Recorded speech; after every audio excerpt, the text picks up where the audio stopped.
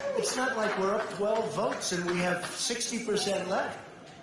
We won states, and all of a sudden, I said, what happened to the election? It's off.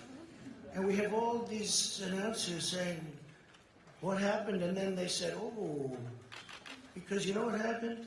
They knew they couldn't win, so they said, let's go to court. Today I heard they were going to send out tens of millions of ballots. I said exactly, because either they were going to win, or if they didn't win, they'll take us to court. And all of a sudden, everything just stopped. This is a fraud on the American public. This is an embarrassment to our country. We were getting ready to win this election. Frankly, we did win this election. So our goal now is to ensure the integrity for the good of this nation. This is a very big moment. This is a major fraud in our nation. We want the law to be used in a proper manner. So we'll be going to the U.S. Supreme Court. We want all voting to stop. We don't want them to find any ballots at 4 o'clock in the morning and add them to the list. Okay? As far as I'm concerned, we already have one.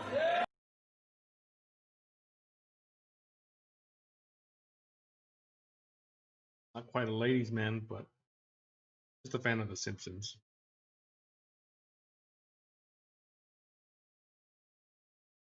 But yeah. So welcome to another episode of me bitching, moaning about Trump. But this time it's going to be regarding the upcoming election, or the aftermath of this shit show of an election. Trump's already claiming victory after ballots are still being counted. Okay, I don't know how you could do that. For one, he's not even in the lead. He has won some states, obviously red states, and even in those, they haven't finished counting. Maybe except for a few. I think West Virginia was one of them, but he's claiming victory in, what was it, Arizona? No, they're still counting ballots. And I think even he's even claimed to have won Texas, and there's a bunch of counties that have only 30%. At the last time I checked, maybe an hour or two ago, that 30% of the ballots that they had were counted. They're small counties, but still, nonetheless. But neither of them have reached the amount of electoral votes that they need to be declared president, you know?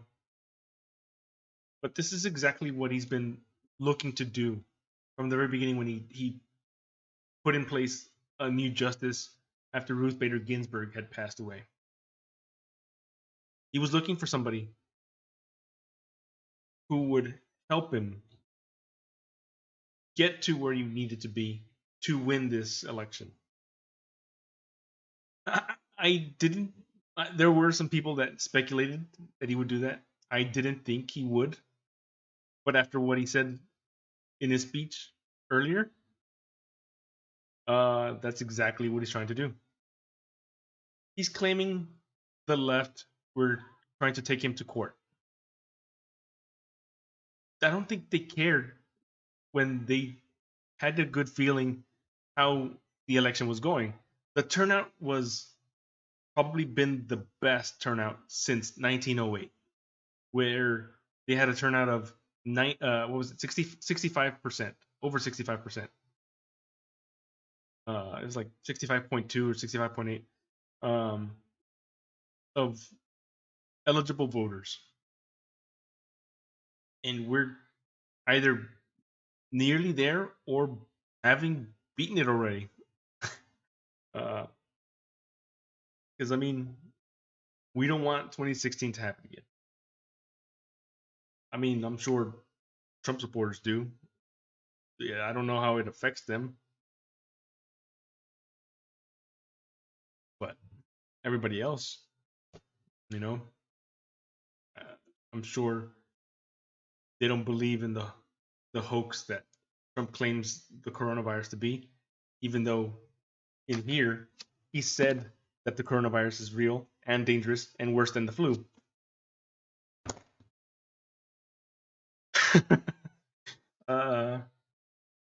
He gets under my skin. He's two-faced, and his followers don't care or see it.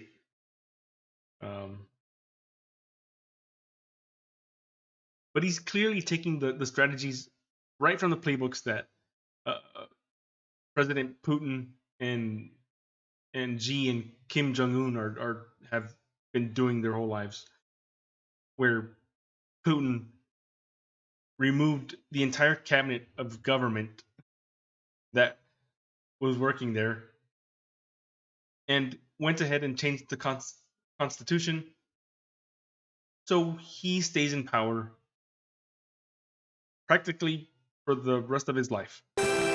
It's seen as a power grab straight out of the President Vladimir Putin playbook. In a shock move, Prime Minister Dmitry Medvedev announced that he and the entire Russian government were stepping down just hours after Putin announced sweeping constitutional changes that set the stage for him to continue calling the shots long after his presidential term ends in 2024. It's the biggest shakeup the Russian government has seen in just over a decade. Putin announced reforms that will curb the clout of any future president, redistributing power just as he pivots to a new role post-office. But Putin's approval ratings have sunk to near-record lows, blamed in part on a stagnating economy that has suffered under crippling Western sanctions. Frustration and anger has erupted in anti-Putin protest, and it's unclear whether this time Russians will be willing to accept the indefinite extension of an all-powerful leader who may be planning to outstay his welcome. How is that not what Trump is trying to do right now? I mean, he's claiming victory where no one knows just yet. It's a close race. And he's been in second place the entire night for the most part. I think he had the lead for maybe an hour, but as soon as they hit double digits, Biden just stayed ahead. What's the best way to hold on to power as a dictator? You know, you crush your enemies either by force or have them go away with just pure fear. You use the powers to change the laws, and if they criticize you, you make them disappear. But even though Trump can't try to do that last one, I'm sure he would like to try. What he can do is sue you, take you to court, but he hasn't had very much luck with that. With the last few times he's trying to take anybody to court. I mean, his campaign tried to put a stop to the 125,000 votes that were cast by drive-through or curbside, and I mean the Texas Supreme Court just threw that case out. So his campaign and he himself are trying to do some shady shit. But I just don't get it when there are people praising Trump for being American and having good values when he's a shyster. He's doing what he does best as a businessman. You try to find loopholes and abuse power for wherever you can and make things go in your favor. He doesn't have the money to throw around. He hasn't been using his own money, rather, and instead just using campaign money. I mean, why would you use your own money when they just keep giving you money? But they're claiming that the left are all corrupt, trying to take back power from the right and claim what isn't theirs, at least according to Trump. But how can you see not what Trump is doing right now? You know, having that blind faith. It's no different than what Jim Jones did. You know, his Trump's followers are lapping up that Kool-Aid. You know, listening to every word he says and believing it at face value. I really hope that the deities that be, that nothing goes to Trump's plan, and that the Supreme Court throws out the case. It's him being corrupt and trying to abuse his power. I mean, nobody knows who the president is just yet. Neither candidate has the electoral votes. If he were to stop the counting of ballots, Biden would win because he's in the lead. He's in some polls, he's leading by 10 electoral votes, and in others, he's leading by 25. But they're still counting. It doesn't really matter right now, and they'll be counting for days, especially with as many ballots that were cast by mail. Last time I had mentioned that they were more than 66 million ballots cast by mail. Oh Jesus. And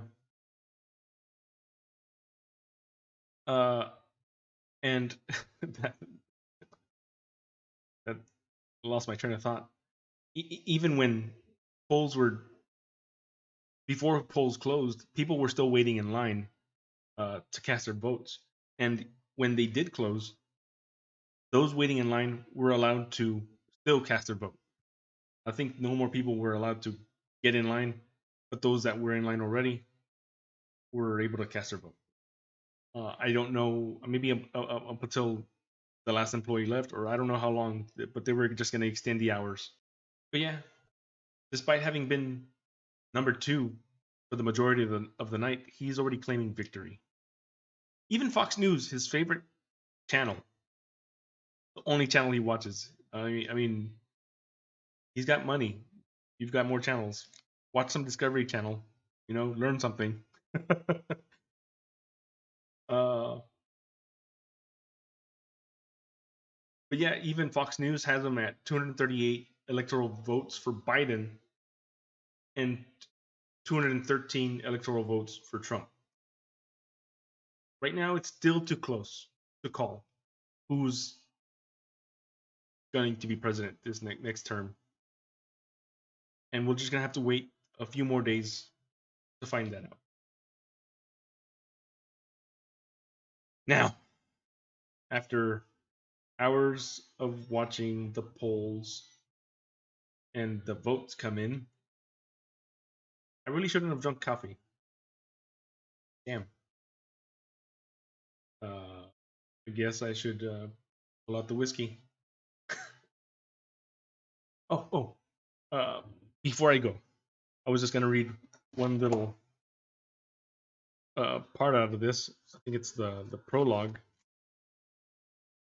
that does show Trump's true colors. He does it very well too, but it's just a little excerpt out of the beginning. It's not a spoiler. I bring rage out. I do bring rage out. I always have. I don't know if it's an asset or a liability, but whatever it is, I do. Presidential candidate Donald J. Trump in an interview with Bob Woodward and Robert Costa on March 31st, 2016. This is when you said to us, I bring rage out in people. I bring rage out. I always have. I don't know if it's an asset or a liability, but whatever it is, I do. Is that true? Yes, Trump said. Sometimes. I do more things than other people are able to get done. And that, sometimes, can make my opponents unhappy. They view me differently than they view other presidents. A lot of other presidents that they've covered didn't get a lot done, Bob. That was President Trump in an interview with Bob Woodward for this book in June 22nd. So yeah, to this day, Trump doesn't disappoint in bringing rage out in people. I'm not the only one, and let's hope this dictator in a pig's clothing leaves office pretty soon.